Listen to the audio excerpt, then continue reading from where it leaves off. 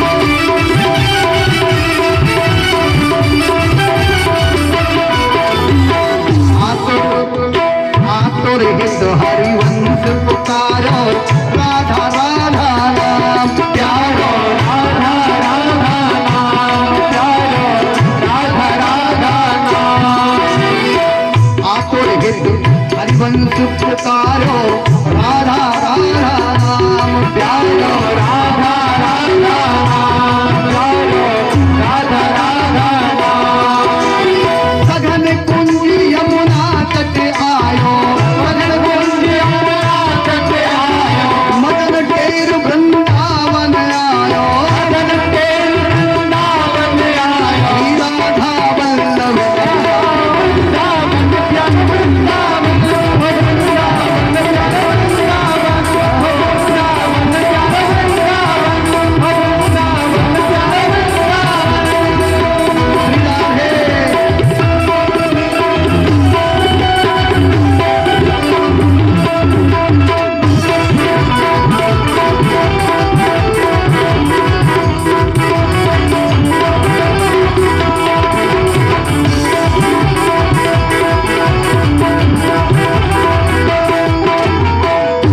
किशोर को लाड़ लगायो युगल के छोड़ को लाड़ लगायो नवल कुंजी मान प्यारो नवल कुंजी मान प्यारो नवल कुंजी मान अरे कुंज निकुंजन की रजधार है कुंज निकुंजन की रजधार है कुंज निकुंजन की रजधार है कुंज निकुंजन की रजधार है व्यास युगल यशगाय वृंदावन प्यारे वृंदावन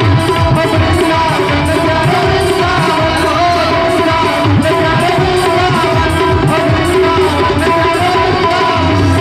वृंदावन प्यारे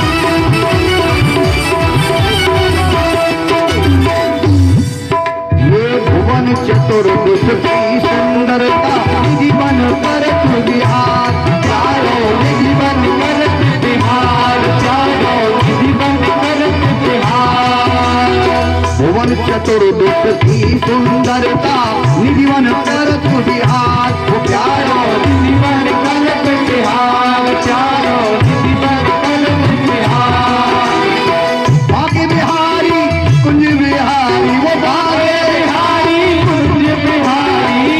सातवां ठाकुर वृंदावन का उच्च श्रेणी वाले हमारे बाकी बिहारी का उनकी बारी बाके बिहारी कुंज बिहारी बाके बिहारी कुंज बिहारी और जय जय श्री हरिदास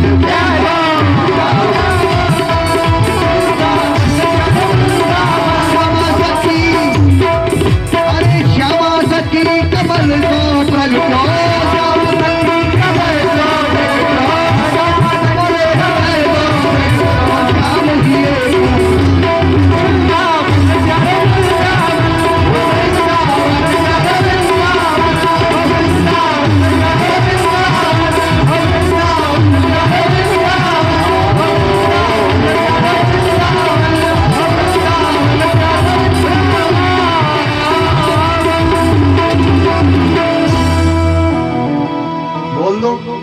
जय बोल दो जिनकी कथा हो रही उनकी जय बोल दो अभी जिनका नाम लिया उनकी जय बोल दो वो बाके बिहारी लाल की बाके बिहारी कुंज बिहारी दोनों उसी के नाम अति आनंद वही की चर्चा कर रहे हैं नारद जी कह रहे हैं बड़ा आनंद आया वृंदावन पहुंच गए बड़ा आनंद आया ये बता रहे हैं नारद जी सनकादिक ऋषियों को अच्छा देखो हमारे जो ऋषि मुनि थे हमारे जो भगवान थे वो कहते थे अगर रास्ते में बैठ जाए ना कहीं रास्ते में वही कथा होने लग जाती थी रास्ते में बैठे ना कोई पंडाल चाहिए ना कोई गद्दी चाहिए हमारे महापुरुष कैसे थे कि जहां सत्संग हो जाए ये नहीं देखते थे कौन सी जगह है बस वही कथा शुरू बोलो राधे राधे और अगर हनुमान जी की बात करें तो वो तो ऐसे वक्ता थे उन्होंने कथा ऐसी जगह पर की थी कि वहां सुनने वाले एक था, माता श्री जहां कथा कर रहे थे, पापियों के यहाँ, राक्षसों के यहाँ अशोक के ऊपर चढ़ के, वक्ता भी कैसे थे, पेड़ की डाली पर, अशोक की डाली पर बैठ के कथा करते थे, क्योंकि व्यास ऊंचे बैठते हैं ना, इसलिए हनुमान जी ने विचार किया ऊंचाई बैठना चाहिए, डाली पर बैठकर अशोक वाटिका में राम कथा करी। किसके लिए? बोले सीता मैया की, सुनने वाली अकेली सीता, राम कथा को। तो पहले ऋषि मुनि हमारे, कोई स्थान नहीं, कुछ नहीं, प्रेम भाव इतना था, जहां बैठ जाए वही जगह वृंदावन बन जाती थी। बोल दो राधे राधे। वही जगह संत कहते हैं अगर मन में है श्री कृष्ण तो किसी के भी, वृंदावन किसे कहते हैं ये बता रहे हैं सब। नारद जी ने देखा वृंदावन को, आनंद आया कि मन में है श्री कृष्ण तो अरे बन भी वृंदावन। किसी वन में जाके बैठ जाओ, कन्हैया को ले जाना अपने हृदय में, वो वन ही वृंदावन बन जाएगा, वही बन जाएगा कि मन में है श्री कृष्ण तो वन भी वृंदावन, और अगर मन में नहीं है कृष्ण तो वो वृंदावन भी वन। रोज वृंदावन में पड़े रहो, रोज, और कन्हैया से प्यार नहीं करते हो, केवल वृंदावन में रहते हो, तो तुम्हारे लिए वो कोई वृंदावन नहीं है भैया, बने ही बने। बोलो राधे राधे। हाँ, कृष्ण से वृंदावन है, बिना कृष्ण के वृंदावन नहीं है। नारद जी कहते हैं, बहुत आनंद आया। पर एक घटना नारद जी ने वहां भी देखी और नारद जी दुखी हो गए। सनकादिक बोले, क्या घटना आपने वहां देख ली ब्रज में? नारद बोले, भैया यमुना किनारे एक स्त्री जोर जोर से रो रही थी, तरुण जवान स्त्री थी, और यमुना किनारे जोर जोर से रो रही थी। किसके लिए रो रही थी? उसके आगे दो बड़े बूढ़े बुजुर्ग, दो बड़े बूढ़े अचेत अवस्था में पड़े हुए थे, उनको जगाना चाहती थी पर वो जगते नहीं थे, इसलिए भगवान से कह रही थी, इनको जगा दो, इनको जगा दो ठाकुर जी, हे कोई मेरी सहायता करो, इनको जगा दो। नारद जी चले गए, नारद जी चले गए। दुनिया वाले तो सुनेंगे नहीं, कोई संत ही सुन सकता है किसी की पुकार। नारद जी गए, देवी से बोले, देवी बेटी क्यों रोती हो, क्या बात हो गई बेटी, मुझे बताओ। भाई संतों का हृदय बड़ा कोमल होता है, किसी का दुख नहीं देख सकता। नारद जी को बड़ा दुख हुआ क्योंकि वो रो रही थी बेचारी। बेटी क्यों रोती हो, और ये कौन है तुम्हारे आगे जो बड़े बूढ़े हैं, क्या लगते हैं, और इनको देख के इनको क्या हो गया? भागवत कहती है, जैसे ही उस देवी ने नारद जी को देखा, उसके हृदय में धीरज बंधा और चेहरे पर थोड़ा सा भाव अच्छा आया, दुख की पीड़ा, जो पीड़ा थी थोड़ी कम हुई नारद जी को देख करके। और भागवत में क्या बोली, भो भो साधो क्षणमतिष्ठा मत चिंता मपनाशय दर्शनम तवलोकस्य सर्वयाग हरम परम। मैंने पहचान लिया, आप नारद जी महाराज हैं। बोलो नारद जी महाराज की। देवी कहती है, पहचान लिया। और हे देव, जो मैंने पुराणों में सुना है, तो मुझे लगता है कि अगर आप आ गए हो, आपने दर्शन दे ही दिया है, तो अब निश्चित मेरा दुख दूर हो जाएगा, ये मुझे पूरा विश्वास है। वो देवी कहती है, आपके घर कभी भी कोई ऐसा महापुरुष बिना बुलाए आ जाए, जो ज्ञानी है, वेद पाठी है, ब्रह्म ज्ञानी है, या तुम्हारा गुरु है, लेकिन गुरु भी सदगुरु है, तो और वो अचानक घर पे आ जाए, तो समझ लेना कि अब तेरा मंगल होगा, क्योंकि बिना बुलाए आ गए। बोलो राधे राधे। बिना बुलाए आ गए। महापुरुष जब बिना बुलाए आता है तो और भी आनंद कर देता है। जैसे नारद जी बिना बुलाए आए, पास में गए और उसने कह भी दिया, आपका दर्शन हो गया। लिखा भी हुआ, रामायण में भी लिखा हुआ है, अगर कोई अचानक आ जाए तो मंगल देता है। चौपाई बोल के सुना देता हूं आपको, जो स्वयं राम ने बोली है गुरु वशिष्ठ के लिए। कब बोली थी राम ने गुरु जी के लिए? जब राम को राज हो रहा था, लेकिन सवेरे वनवास को चले गए थे, उस समय शाम के समय वशिष्ठ अचानक आए थे, राम को समझाने के लिए आए थे कि तुम्हें राजा बनना है। तो राम ने कहा था, अचानक आ गए गुरु जी, तब राम ने कहा था रामायण के अंदर, सेवक सदन स्वामी आगमनो और मंगल मूल अमंगल दमनो। सेवक के घर स्वामी का आना, शिष्य के घर गुरु का आना मंगल को देने वाला अमंगल का नाश करता है। आज नारद जी अमंगल का नाश कर रहे हैं, ये वो देवी कह रही है। थोड़ी देर खड़े होकर के मेरा दुख सुन लो। हाँ बताओ बेटी, कौन लगते हैं आपके ये, और ये क्यों नहीं जग रहे हैं? नारद जी, हे महामुनि, ये मेरे बेटे हैं। बेटे हैं? क्या करें देवी? अरे तुम तो जवान हो, ये तो बड़े बूढ़े तुम, अरे तुम जवान हो बेटी, ऐसा कैसे होता है कि माँ जवान हो और बेटे बड़े बूढ़े हो जाए? सत्य मानो नारद जी, ये दोनों मेरे बेटे, तो बूढ़े कैसे हो गए और तुम जवान क्यों? अब नारद जी को भी चक्कर आने लगा, भैया ये कैसी माया, माता जवान बच्चे बुढ़े। देवी बताओगे कुछ? हाँ कथा सुन लो थोड़ी सी। नारद जी रुक जाओ, जाना मत, पूरी कथा बताऊंगी, जब से जन्म लिया है ना और अब तक जो घटना हुई वो बता देती हूँ। बताओ बेटी कि नारद जी, मेरा नाम है भक्ति, बोलो भक्ति मैया की। मेरा नाम है भक्ति और कृष्ण मुझे बड़े प्यारे लगते हैं। हाँ वो तो है, कृष्ण की प्यारी हो तुम। अब तुम्हारे साथ ये क्या हो गया कि वही बता रही। भारत भूमि में जब से मैंने जन्म लिया वो सब जगह बताऊंगी कि क्या क्या हुआ मेरे साथ, जन्म से लेकर अब तक। यहाँ ब्रज तक की कथा आ रही है भागवत में। उत्पन्ना द्रवणे साहम और वृद्धि कर्नाटके गता। भागवत कहती है मैंने भारत में द्रविड़ में जन्म लिया, कर्नाटक में बड़ी हुई। भक्ति कहती है वृद्धि कर्नाटके गता, क्वचिन्न क्वचिन्न महाराष्ट्र, और महाराष्ट्र में मेरा कहीं कहीं सम्मान हुआ, पूरे महाराष्ट्र में नहीं, कहीं कहीं सम्मान हुआ। और गुर्जरे जीर्णताम गता, इस लोग कहता है, भक्ति कहती है महाराज, और गुजरात में जाकर के मैं बूढ़ी हो गई। नारद जी बोले देवी तुम तो जवान हो, बूढ़ी कहाँ हो गई? कि कथा और सुनो, आगे की कथा सुनो आगे। अच्छा आगे और है? हाँ और है, गुजरात में बूढ़ी हुई थी, अब तो जवान हो। ये सब क्या हो गया कि सुनो आगे कथा सुनो। गुजरात में जब मैं रहती थी बुढ़ापा आ गया, और बुढ़ापे में ये दोनों मेरे बेटे हैं, दोनों, एक का नाम ज्ञान है, एक का नाम वैराग्य है।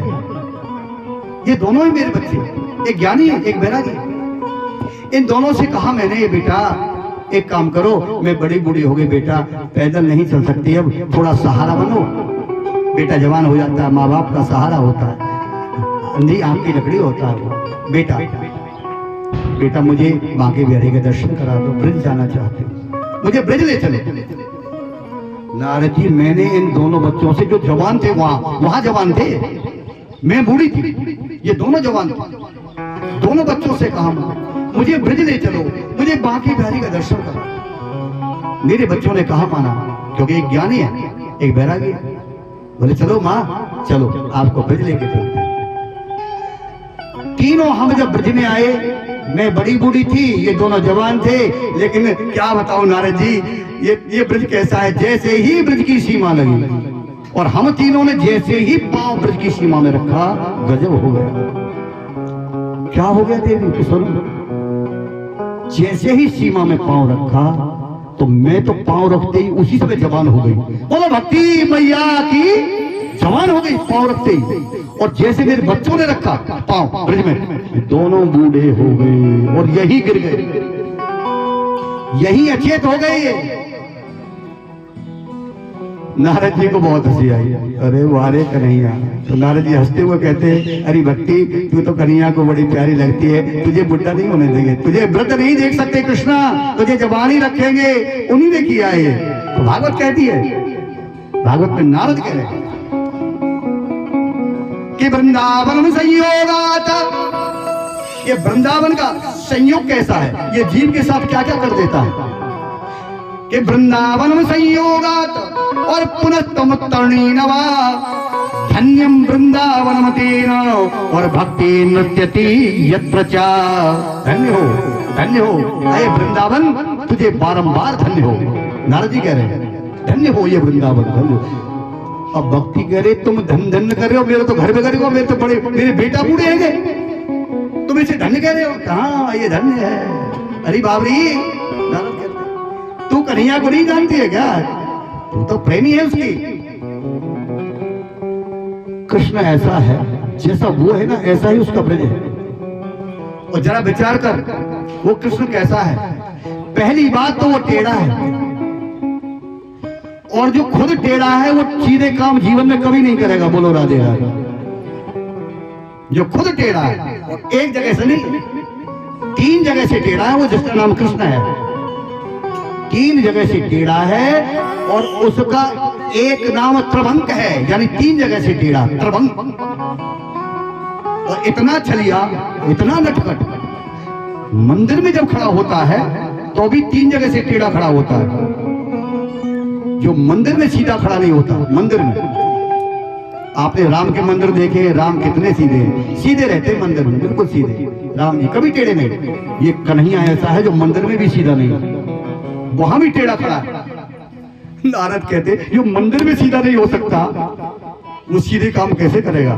देवी तुम बताओ, तभी तुम्हारे साथ ये उल्टा पुल्टा कर दिया। और वो कभी गलत काम नहीं करता। कृष्ण देखो ना, कन्हैया का दोस्त नहीं है, ये तेरे बेटे हैं ना दोनों, ये बड़े शरारती थे। श्री कृष्ण गोविंद हरे मुरारी, हे नाथ नारायण वासुदेवा। बोलो बोलो, आप बोलो श्री कृष्ण, सब बोलो, शर्मा मत बोलो, भगवान का नाम है अभी। हाँ बोलो श्री कृष्ण गोविंद हरे मुरारी, हे